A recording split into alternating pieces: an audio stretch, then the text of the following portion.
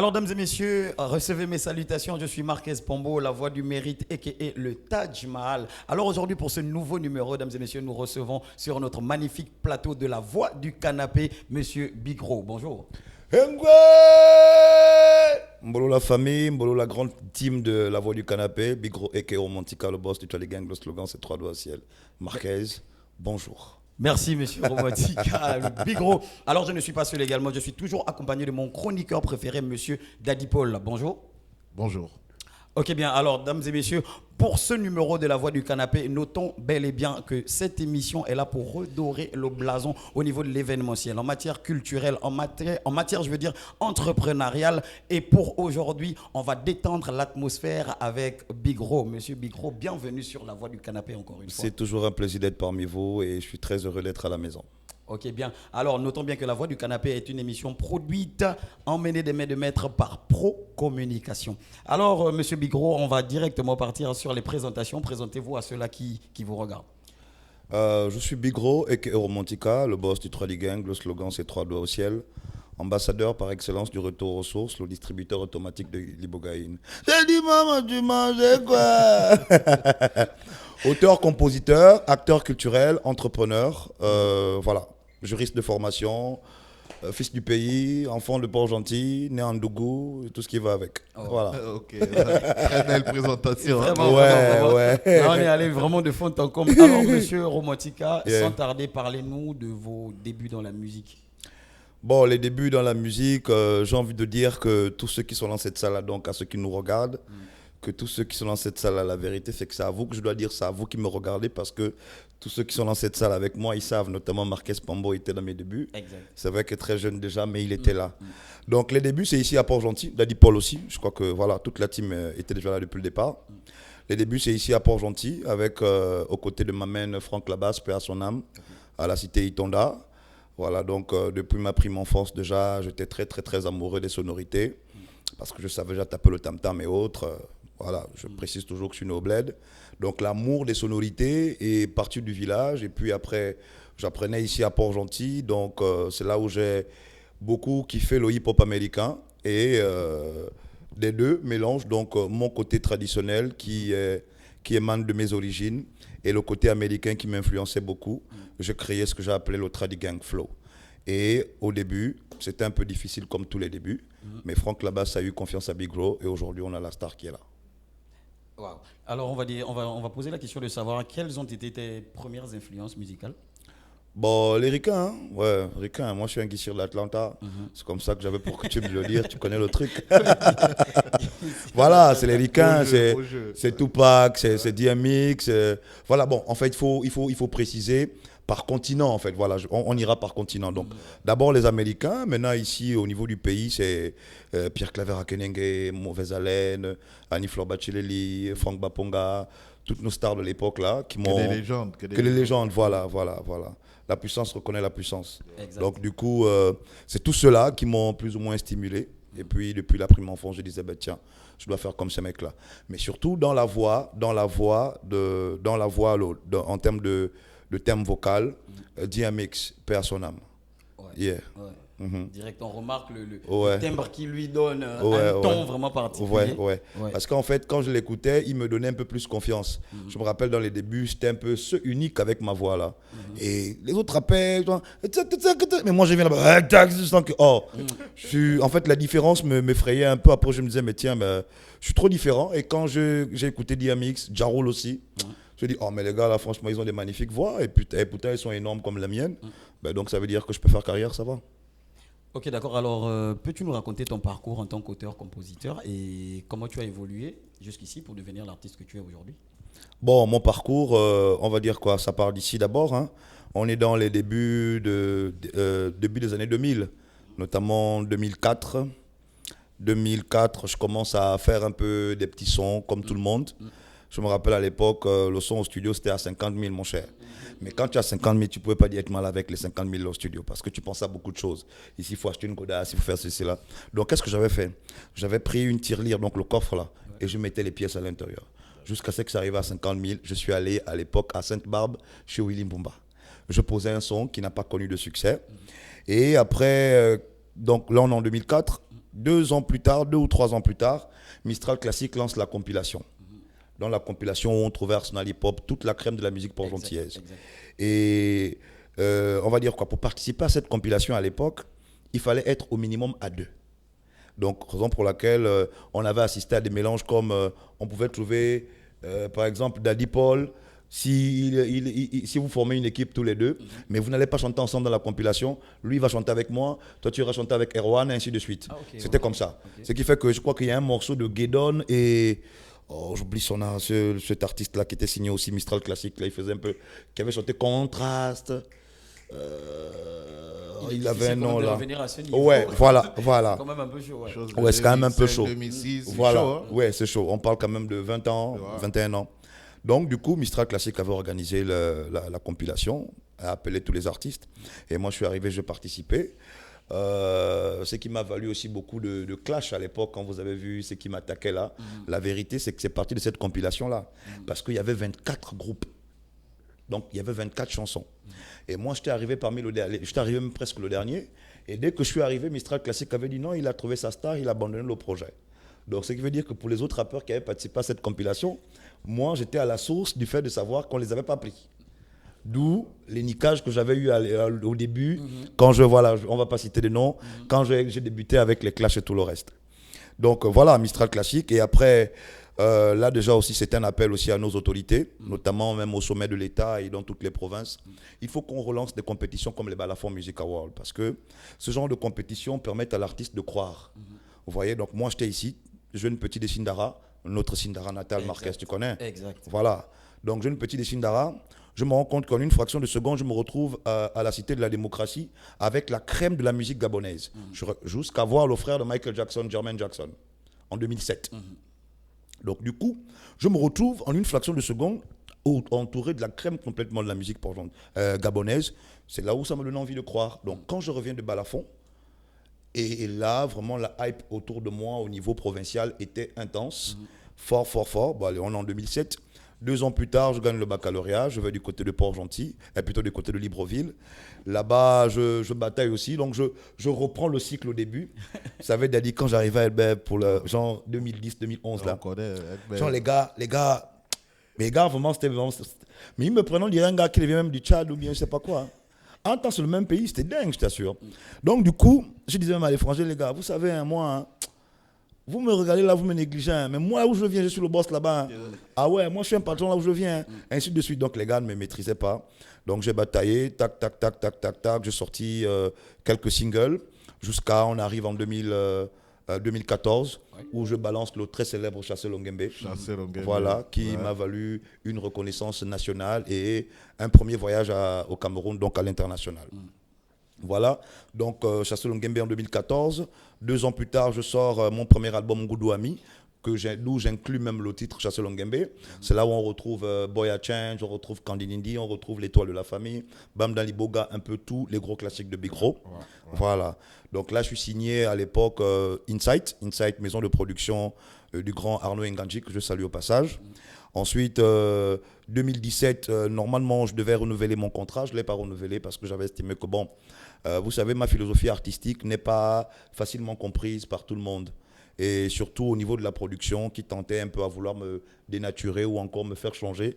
Beaucoup me disaient, Ro, avec ta manière de chanter... La direction artistique. La direction artistique, voilà, tu ne plairas qu'aux Guissir, aux gens du Sud. Et franchement, les gens ne vont pas te kiffer. J'ai dit, les gars, honnêtement, si on peut kiffer les Congolais sans rien comprendre, ça veut dire qu'on pourra aussi me kiffer. Donc moi, je vais foncer dans mon truc. Et là, en 2017, au moment de renouveler mon contrat, je ne le renouvelle pas. Je crée le Tradi Gang. Donc je le mets maintenant en label. Donc le style d'abord Tradi Gang Flow, créé depuis 2005, mélange de la tradition et du hip-hop américain, devient le label qui, ma première entreprise. Voilà, comme je disais, je suis un entrepreneur. Ma première entreprise qui n'est autre que le Tradi Gang Entertainment, qui produit Big Ro depuis 2017. Donc ça fait 9 ans aujourd'hui que je suis en autoproduction. Et donc on va dire quoi? Big Ro, c'est, on va dire quoi? Depuis 2023, je suis international. Donc j'ai débuté en 2005. Donc on va dire 2005 jusqu'en 2000, ça fait quoi? 21 ans. Non, jusqu'en 2005, 2000, ça fait 15 ans. Nous sommes sommes en 2026. Non, 2026. allons étape par étape parce que j'ai envie de souligner quelque chose. Vous D'accord. savez, un artiste devient international quand il commence à signer des contrats À à l'extérieur. l'international. Oui, c'est Donc, ça. on va dire que dans ma carrière, j'ai 18 ans de carrière nationale et donc 2023, 3 ans de carrière internationale parce que c'est depuis 3 ans que je commençais à aller au Cameroun, au Congo, en Côte d'Ivoire, en Guinée et jusqu'aux États-Unis.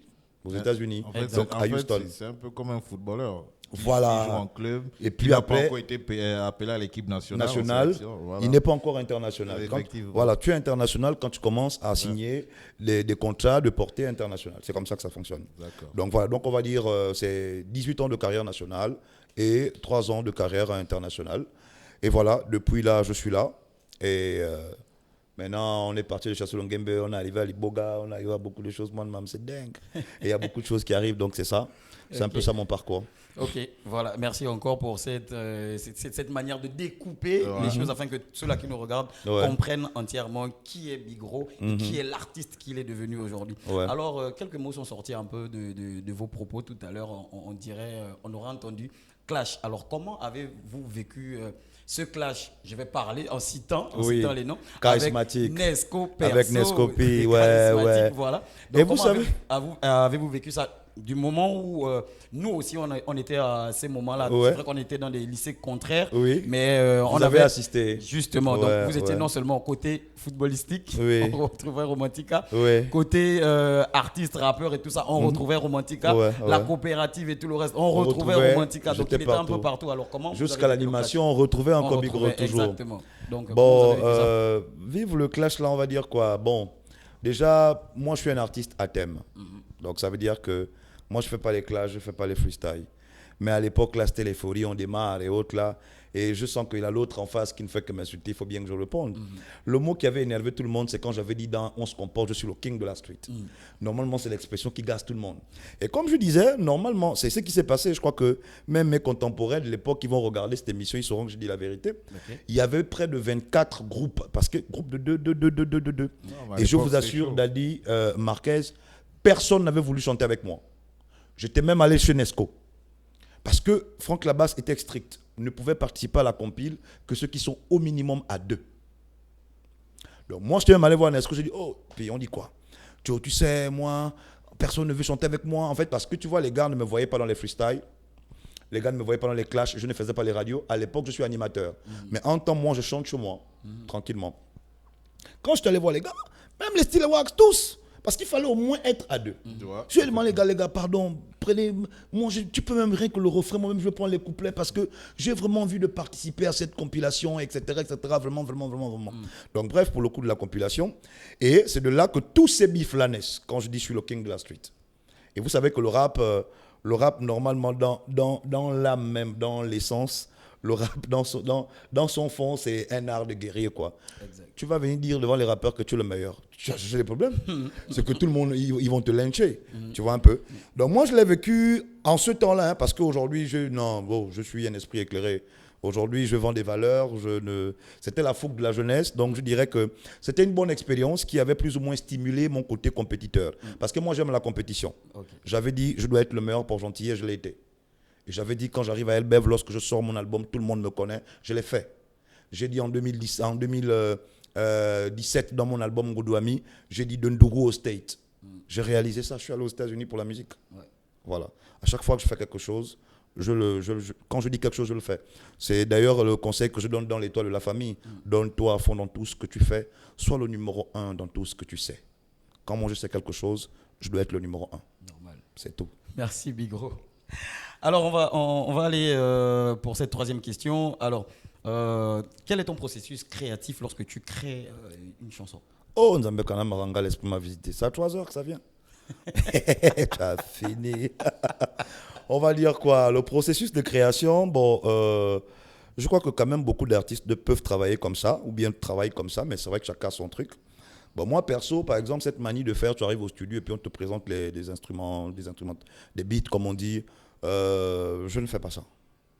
Moi, quand Nzambe Kana Maranga m'envoie le son, ça vient déjà avec le beat. Donc, comment j'arrive au studio, je mime ça. À la rigueur, l'instrumental, on travaille ça avec le beatmaker. On fait ça ensemble. Ouais. Donc, c'est par exemple moi avec la bouche qui dit non. Mais c'est moi qui. Je viens directement avec mes mélodies. Je viens directement avec le son fait. Et vous savez, aujourd'hui, j'ai observé. Les top lines. Les top lines. Même Ouais. pas top line. Déjà, en fait. Tout fait. est déjà prêt. Oui, le parce beatmaker que termine seulement je peux écrire depuis la maison. Ouais. C'est la fille Domingo contre le fils de Papendiengui. Elle nous a montré la bonne. Donc, je viens déjà avec même la chanson. Et quand j'arrive au studio, ça veut dire que moi, je suis prêt. Aujourd'hui, j'ai observé un truc avec la jeunesse, avec la nouvelle génération. Bon, et puis qualifie ça de professionnalisme. C'est quoi que chacun de nous, chacun a sa définition du professionnalisme. On arrive là-bas. Ils arrivent au studio. On arrive là-bas. Voilà. Ils arrivent au studio. Après, ils lisent et autres là. Moi, perso, je suis de la vieille école. Moi, je ne lis pas. Ça veut dire que quand moi, je cale à l'ingénieur son que j'arrive au studio vendredi, mais j'ai répété. Ça veut dire que quand j'arrive au studio, même la patrouille, je dois mettre Yayor. Tout est prévu, rien n'est improvisé. Là, je dois même dire, hey, c'est prévu, rien n'est improvisé. Tu vois un peu. Parce que le professionnalisme, c'est prévoir les choses. On improvise quand il y a un inconvénient. Par exemple, on est là, la caméra tombe, ben là, on va improviser puisqu'il y a eu un accident. Mais quand tout doit être ficelé. Voilà. Donc, dans mon processus, j'arrive au studio déjà prêt, souvent avec des mélodies depuis, et puis ça va comme ça, quoi. Et j'écris généralement seul. Mon inspiration n'aime pas les gens. Donc, quand j'ai fait la top line, comme disait Daddy tout à l'heure, même poser le refrain, tac, tac, tac, après je prends l'instrumental avec le refrain, je rentre à la maison maintenant, j'écris tout seul à partir de 3h du matin, tac, tac, tac, tac, et puis je cale la séance pour venir tout faire. Je répète d'abord, et quand j'arrive au studio, je rentre direct. Après, je ne dure pas au studio quand je vais poser. C'est 30 minutes, c'est terminé parce que j'ai travaillé avant. Super. Alors, comment choisis-tu les thèmes de tes chansons? Y a-t-il un message spécifique? Bon, on va dire que généralement, je traduis le quotidien et je suis très porté vers le conseil. Voilà. Si vous remarquez dans ma discographie, c'est vrai, je fais les morceaux pour faire la fête, je fais des sons. Déjà, bon, moi, je ne nique pas les gens, raison pour laquelle dans mes morceaux, je n'indexe jamais quelqu'un. Jamais. Je critique la vie. Donc, généralement, ce sont les morceaux où je traduis un quotidien. Comme par exemple, dans mon premier album, je dis dans cet album-là, j'ai fait aux gens ce qu'on appelle une proposition de vie. Un morceau comme Boy a Change, c'est le changement par le biais de l'amour. Quelqu'un qui a trouvé son bon petit taf, qui a trouvé l'élu de son cœur, qui se lève un matin, qui dit « Ah non, franchement, mon Ali Paul, franchement, tout le temps là en boîte de nuit, claquer les dos et tout le reste là. Une brique doit quand même aller au village, on doit construire, on doit investir. Donc là, mieux, moi j'arrête un peu de faire ça parce que je trouvais ma go. Donc généralement, ça traduit le quotidien et rien que ça. Ok, d'accord. Alors, nous, on va marquer une pause, chers amis. Nous sommes toujours avec Monsieur Bigro et mon élément personnel, Daddy Paul, en tant que chroniqueur. Nous sommes toujours sur La Voix du Canapé, une émission produite par Pro Communication. On se retrouve juste derrière, après l'instant pub. Nous sommes à Port-Gentil, il faut rappeler. C'est les Port-Gentillais.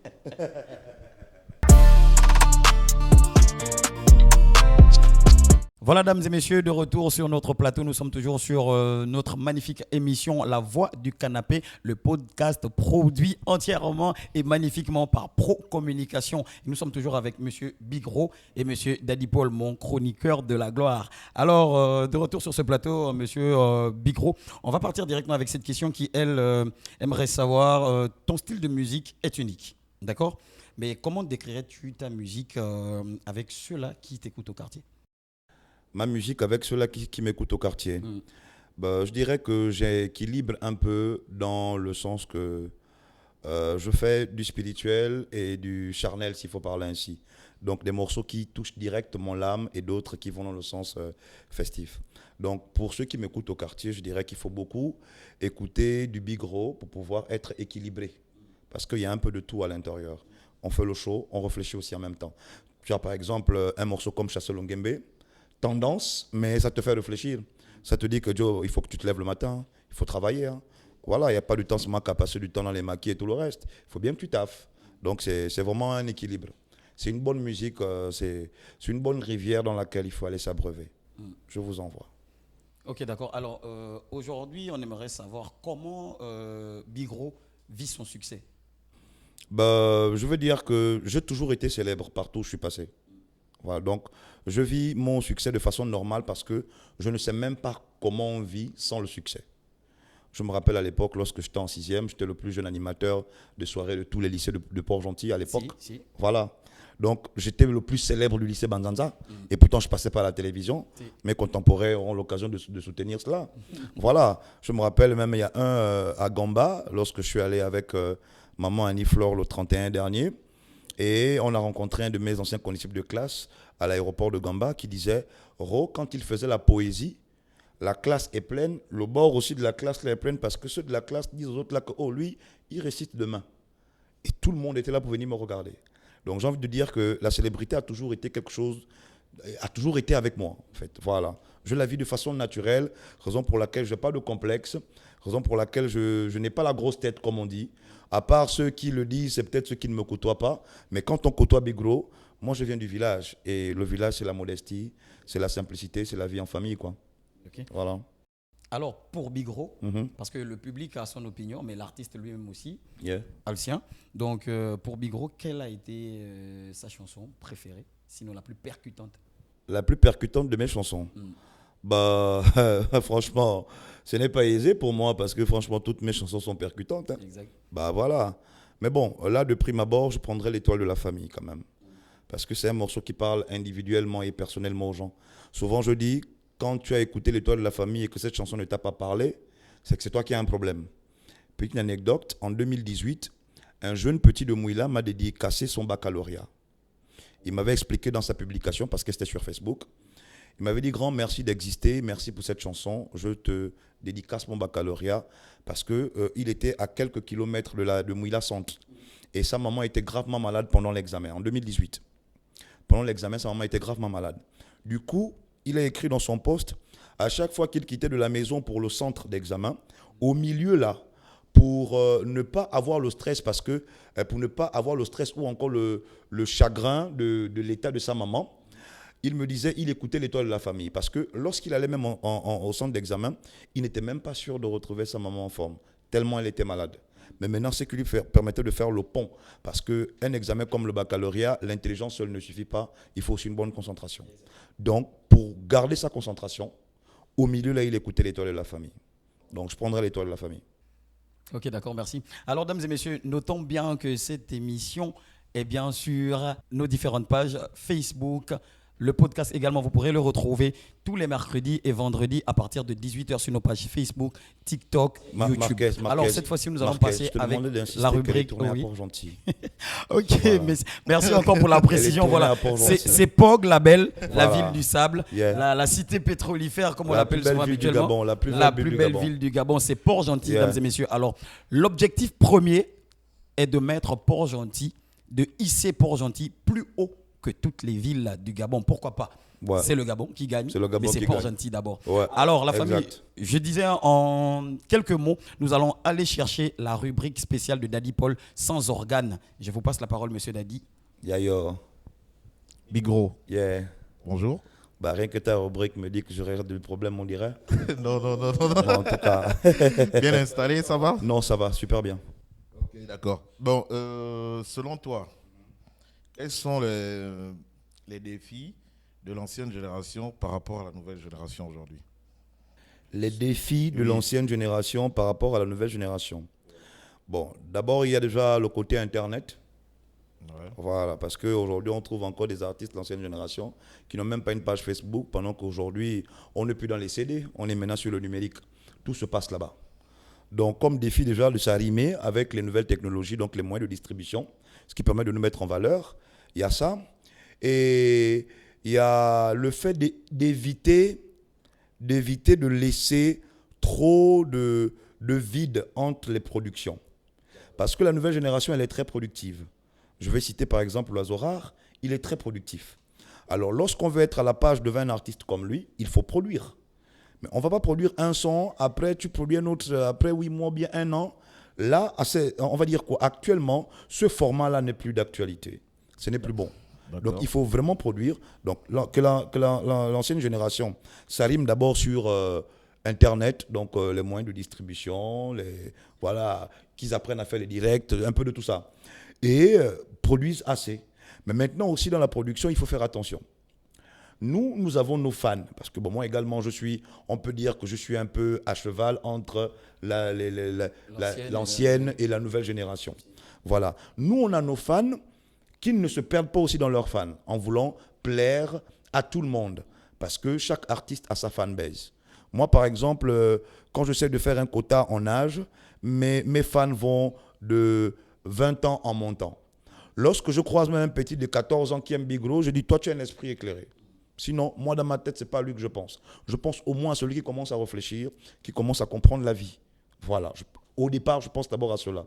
Donc, j'ai ma fanbase, j'ai également ma tranche d'âge des fans. Vous voyez un peu? Donc, ils doivent rester focus sur leurs fans, les fidéliser. Maintenant, c'est ces fans-là qui sont devenus des disciples qui iront maintenant parler à la nouvelle génération que, oh, vous là, vous écoutez Daddy Paul, mais avant Daddy Paul, il y a eu d'abord Marquez, hein? C'est comment ça se passe? Ainsi de suite. Moi, je pense que normalement, il y a de la place pour tout le monde. Que l'ancienne génération ne se décourage pas, il suffit de travailler. Okay. Comme tu as pour coutume de le dire, sortez des bangers. D'accord. Voilà. Tu as parlé de production tout à l'heure. Dans le game, dans ce monde, dans ce milieu, entre production, management, promoteur, quels sont les plus gagnants? Quels sont les gens qui gagnent réellement? Bon, je pense quand même que d'un point de vue objectif, tout le monde gagne à son niveau. Hein. Le promoteur, quand il organise ses spectacles, forcément, il retire quelque chose à l'intérieur. Le manager, lorsqu'il amène beaucoup de marchés, qu'il a la capacité, par exemple, de faire signer des contrats de publicité à son artiste et tout le reste, automatiquement, il gagne aussi. L'artiste, quand il sort des super bangers qui font en sorte qu'il soit sollicité un peu partout, lui aussi il gagne. Donc moi je dirais de façon objective que chacun gagne, tout le monde gagne. En fait, il y a de l'argent pour tout le monde. Et selon toi, bon, qu'est-ce que je veux dire? Selon toi, qu'est-ce qui sépare un artiste qui buzz et un artiste qui reste? Qui reste comment? Qui reste, c'est-à-dire constant, tout ce qui est constant, c'est autre. Parce qu'il y a des artistes, ils arrivent, ils sont il fait le buzz, voilà. Et puis il part. Voilà. Maintenant, il y a les constants comme nous, 21 ans, on est toujours au top. Effectivement. Voilà. Bah ouais, il faut le dire. Ouais. Mais tu sais que je suis un des rares artistes de la quarantaine qui est toujours au top. Hein. Ouais. Bah ouais, c'est pas faux. C'est la vérité. Exact. Et qu'est-ce que tu dis, un message pour ces jeunes-là? Bon, ces artistes-là, en fait. À ces artistes-là, moi je pense que je vais peut-être vous surprendre, mais je n'ai pas de message. Parce que la vie est faite un peu de tout cet univers, ce clivage-là. Il y a ceux-là qui peuvent arriver juste pour faire de feu de paille et puis ils passent. On ne va pas leur tenir rigueur. Voilà. Donc ça veut dire qu'il n'était pas prêt, il est arrivé, il a fait un truc, un coup de chance, parce qu'aujourd'hui avec Internet, ça devient plus facile de percer, mais difficile de se maintenir. Donc à ceux-là, bon, peut-être que, parce qu'il y a beaucoup de personnes là, il a juste fait un son comme ça, c'est pas, en fait, faire carrière n'est pas dans son option. Bon, ouais, voilà, donc c'est ce qu'on appelle l'artiste qui buzz. Voilà, l'artiste qui buzz. Ouais. Donc à ceux-là, moi, je n'ai rien à dire. Qui viennent pour le buzz. Voilà. Moi, pour les buzzmatiques, comme on dit, je n'ai rien à dire. Moi, je parlerai à ceux qui veulent faire carrière en disant, il faut persévérer, beaucoup de discipline, beaucoup d'hygiène de vie. Voilà, je pense que ça peut aller dans le temps. Et à l'inverse, c'est quoi la vérité que les artistes devraient accepter plus tôt? La vérité que les artistes devraient accepter plus tôt. Je ne comprends pas bien la question, en fait. C'est-à-dire, tu es artiste, oui. Tu es nouvellement arrivé dans le game, tu ne connais pas encore les contours, on vient te proposer des trucs, c'est un peu dans ce sens-là. Bon, la vérité, je crois que c'est une vérité qui touche tous les secteurs. Il faut travailler, il faut être déterminé, il faut être concentré. Il faut être lucide.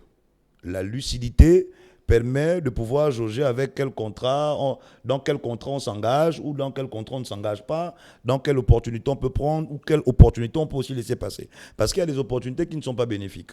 Moi, par exemple, si quelqu'un me dit, bon, Ro, moi je veux que tu changes ta manière de chanter, mais tous les mois tu as 5 millions. On parle de beaucoup d'argent, mais ça va me dénaturer. Donc là, maintenant, j'aurai un choix. Entre prendre le gain ou bien rester tel que je suis. Voilà. Donc, moi, je pense qu'il faut être lucide et travailler avec beaucoup de détermination. Le reste, Zambek en fera le reste. Big Gros, il fut un temps, vous avez vu un peu sur les réseaux sociaux, attaquer la nouvelle génération par rapport à l'Ancham, les messages et autres. Selon vous, vous expliquez ça comment? Il y a un problème avec la nouvelle génération? Il n'y a jamais eu de problème. Qu'est-ce qui dérange réellement? Qu'est-ce qui dérange? Il n'y a jamais eu de problème et ça fait bien de poser la question parce que je pense que j'ai rarement eu des plateaux là où je dois expliquer ça aux gens. Après, je fais d'autres vidéos. Mais vous savez, moi, je suis un esprit éclairé. Je peux voir l'avenir et puis après, vous Ce que je peux voir aujourd'hui, d'autres personnes peuvent passer du temps à le voir après. Voilà. Je n'ai rien contre la nouvelle génération. Parce que ça a changé. J'avais quelque chose à voir avec les textes. Vous savez, le contenu, les textes. Vous savez, un artiste suit ce qu'on appelle une direction artistique. Laquelle direction artistique lui confère des valeurs. Il défend des valeurs. Moi, par exemple, je veux le dire ici, parce que la dernière fois aussi, il s'est avisé aussi à attaquer le hip-hop argentinais. Je veux parler, par exemple, de Koba Building, dont je respecte la carrière. Mais moi, par exemple, défenseur des valeurs culturelles et morales, je ne peux pas le soutenir. Parce qu'il est à l'opposé de ce que je fais. Donc ça veut dire que, même si humainement je parle avec lui, artistiquement devant les gens, je ne peux pas le soutenir parce que ce qu'il fait est opposé à ma direction artistique. Je suis pour les valeurs morales, culturelles et traditionnelles. Donc c'est automatique que je sois opposé à ça. Pour revenir à la question des petits, les textes, déjà le texte qui va dans le sens de valoriser la violence, la drogue et le sexe, moi, ma direction artistique est opposée à ça. Moi, je défends les valeurs contraires. Ça veut dire que rien à voir avec l'individu même. Mais ce qu'il fait déjà nous oppose de façon professionnelle. Ça a été très... Oui, mais Internet, c'est un fourre-tout. C'est vraiment un fourre-tout. Il y a des gens qui comprennent, il y a des esprits éclairés, de même qu'il y a des esprits dont vraiment l'éducation a été inachevée. Compliqué. Vraiment compliqué. Même quand on explique, les gens veulent toujours comprendre. Mais attends, moi je vais avoir un problème avec l'Ancham. Pourquoi? Pendant que Big Ro, le premier morceau qui me rend célèbre dans tout le pays, c'est Chasser le Ngembe et c'est de l'Ancham. Soyons logiques. Comment je vais niquer un style de rap qui m'a fait connaître? C'est l'Ancham à l'époque, la première Ancham, à l'époque de Jirio. Moi-même, je ne le cache pas. Moi, j'ai sorti Chasser le Ngembe par influence des morceaux de Jirio à l'époque. J'étais même allé au studio où il travaille, chez Oninho, que je salue au passage. J'avais dit au Oninho, fais-moi un beat comme ceux de Jirio. C'est comme ça que je l'avais dit.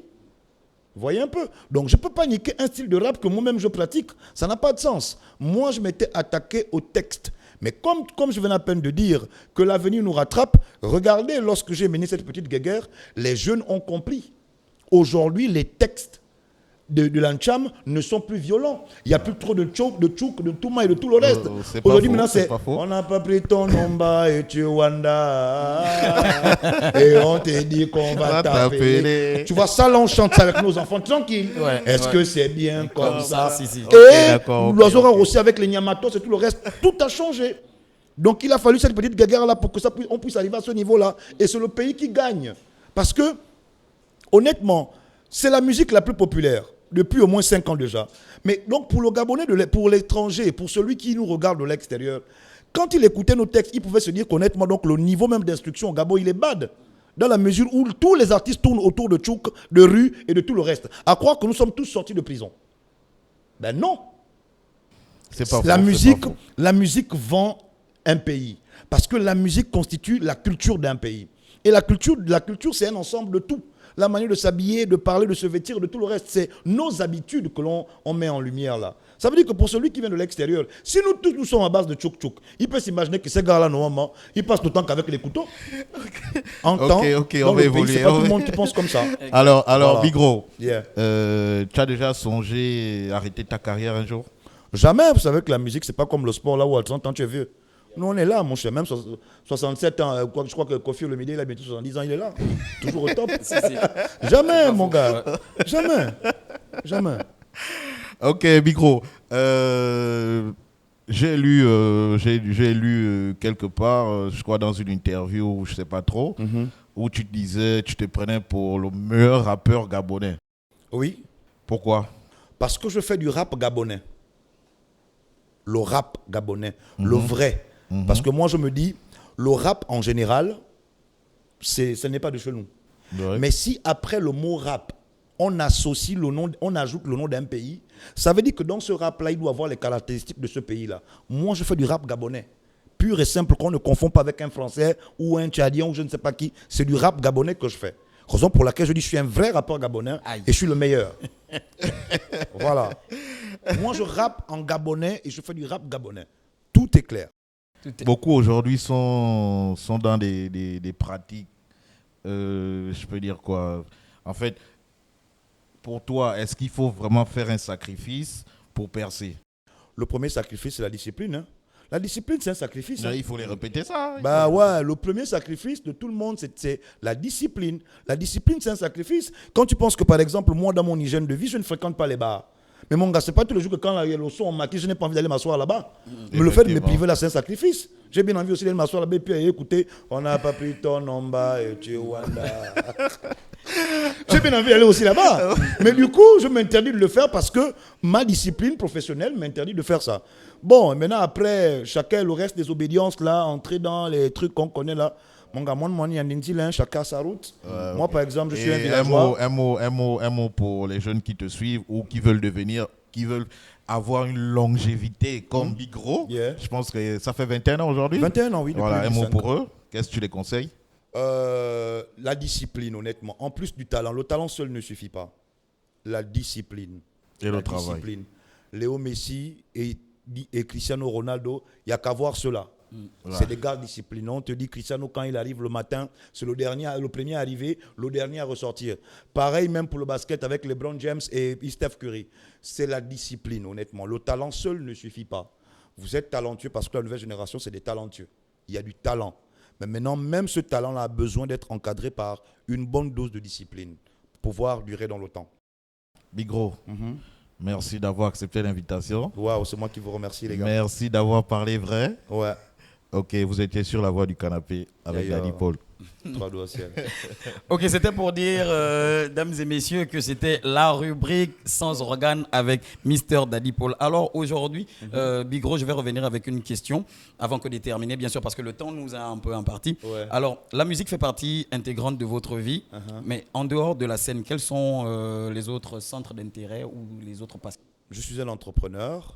Déjà juriste de formation, donc il m'arrive des temps là où j'interviens au cabinet de Maître Minkomi Yabo, que je salue au passage. Donc voilà, la vie de famille aussi, parce que je passe beaucoup de temps avec ma femme et mes enfants, que j'adore, que je salue au passage. Donc entrepreneur, juriste de formation, tout ce qui va avec. Ok, alors aujourd'hui, comment ces valeurs influencent-elles votre travail musical entre l'entrepreneuriat, juriste et tout ce qui va avec? Bon, on va dire que tout est un peu lié parce que déjà, je suis juriste d'entreprise. Donc voilà, donc juriste entreprise. Donc j'ai fait le droit du travail et tout ce qui va avec. Je dirais que ça me permet de mieux m'organiser. Et comme je pouvais te dire tout à l'heure, Marquez, tu es une entreprise. Tu dois te comporter comme une entreprise et avoir la discipline de l'entreprise. Voilà. Donc je dirais que ces valeurs-là me permettent de mieux m'organiser et de pouvoir être là toujours dans le temps. Ok, alors merci Big Gros. Un mot de fin pour ceux-là qui vous regardent. Mot de fin, merci déjà pour l'initiative parce que nous sommes à Port-Gentil, j'insiste, Port-Gentil, parce que Port-Gentil, c'est la deuxième grande ville de notre beau pays en termes de power et de beaucoup de choses. Voilà, donc j'ai envie de dire qu'à part Libreville, aucune autre ville ne peut parler à Port-Gentil. Effectivement. C'est pas possible. Et une telle initiative, moi déjà ça me fait plaisir, je suis arrivé à la maison et dès que vous m'avez contacté, je suis déjà là, je suis arrivé parce que je me dis, il faut bien mettre de telles activités en valeur, il faut que Port-Gentil retrouve ses lettres de noblesse. Port-Gentil est est comme Marseille pour la France. Voilà, donc ça a toujours existé comme ça, cette compétition entre, exemple, danseurs port-gentillais et danseurs librevillois, effectivement. Bon, maintenant, avec le temps, on observe que les librevillois sont restés à un certain niveau et que les port-gentillais ont un peu régressé. Et ce régressement est est totalement dommage dans la mesure où, moi je dirais, parce que le port-gentillais s'est oublié. Il a oublié sa nature. Sinon, ce qui a toujours marqué la particularité du Port-Gentillet, c'est l'authenticité, c'est la spécialité. Moi, par exemple, 21 ans, il n'y a pas mon 2. Je viens de Pog. On a toujours été particulier. Combien d'années de carrière, il n'y a pas le 2 de Prince Marius? on a toujours été particulier. Il n'y a qu'à voir tous les secteurs. Non, dans toutes les disciplines, au niveau de Port-Gentil, le Port-Gentil a toujours eu une touche particulière. Ouais. Et moi, je me dis que le hip-hop Port-Gentil ou encore le game Port-Gentil a régressé dans la mesure où il a oublié son côté spécial pour pouvoir être fan de ce qui vient de Libreville. Et ça, je dis que ce n'est pas normal, il faut qu'on arrête. C'est pas dû aussi à l'exportation des talents? Non, l'exportation des talents, il faut comprendre ça comme, on va dire quoi, le footballeur gabonais qui quitte le Manga Sport pour aller jouer à Marseille, il est toujours à l'équipe nationale. Au contraire, ce qu'il fait, c'est pour le bénéfice du pays. Voilà, il va performer là-bas pour voir. Exemple, moi je suis là, depuis que je suis arrivé, je suis en activité, non? Oui, mais parce qu'on a constaté depuis peut-être, ça fait quoi, 5 ans, que quand un artiste explose ici, il va à Libreville, mais il se perd. Non, il est quelque peu comme obligé d'aller s'installer à Libreville parce que là-bas, on va dire que le game fonctionne plus. Mais ce n'est pas pour autant que le game Port-Gentil doit mourir. Quitte à ce qu'il crée toujours des talents qui vont là-bas et puis après qui vont forcément revenir. Le chemin le plus court est celui qui mène chez nous. On revient toujours à la maison. Moi, je me dis, on ne doit pas faire une fixette dessus en disant, dès qu'un Port-Gentil perce, il va s'installer à Libreville et il oublie. Non, non, on n'oublie pas. On va là-bas pour travailler et pour amener les biens ici. Non, c'est même pas oublié en fait. Il se perd complètement. Bon, c'est des natures. Il c'est de nature. Ouais, je pourrais même citer quelques noms, mes petits frères qui sont. Ils sont nombreux, la liste est longue. Bon, voilà, la liste est longue. Voilà. Et c'est même ce que je disais. Ils ont oublié leur côté particulier parce qu'ils se sont complètement sentis obnubilés par tout ce qui se fait du côté d'Elbev. Mais en temps, ça ne doit pas être ça. Le Pontier doit garder son authenticité. En début d'émission, je vous disais, vous ne pouvez pas imaginer le nombre de personnes qui me disaient dans mes débuts que Rose ne plairait qu'à la communauté Guissir ou encore au sud du Gabon. Mais je chante partout dans le pays, vous voyez un peu, parce que je refusais de me dénaturer. Moi, je me dis, le Port-Gentil, la particularité, le fait d'être particulier là, a toujours été notre spécialité. Restons tels que nous sommes. Se faire, on va dire quoi, se faire accepter par l'autre n'est pas synonyme de se laisser oublier. Ne te laisse pas inonder par ton voisin, sois toujours toi, sois toujours le fils de tes parents. Moi, je reste un Port-Gentil pur et dur. Et je suis particulier, parce qu'à Pog, on est particulier. Voilà, dames et messieurs, nous sommes arrivés au terme de notre magnifique numéro de La Voix du Canapé. Nous étions avec Mr. Bigro, qu'on remercie déjà encore une fois pour l'invitation acceptée, et Monsieur Daddy Paul, le chroniqueur de la gloire. Alors, quant à moi, je suis Marquez Pombo, La Voix du Mérite et le Taj Mahal. Retrouvez-nous lors de notre prochain numéro. Les jours de diffusion et les heures. Mercredi 18h, vendredi 18h sur nos différentes pages Facebook, YouTube, TikTok. Merci encore à toutes et à tous de nous avoir regardés. On se retrouve au prochain numéro. Et n'oubliez surtout pas, nous émettons depuis Port-Gentil au Gabon.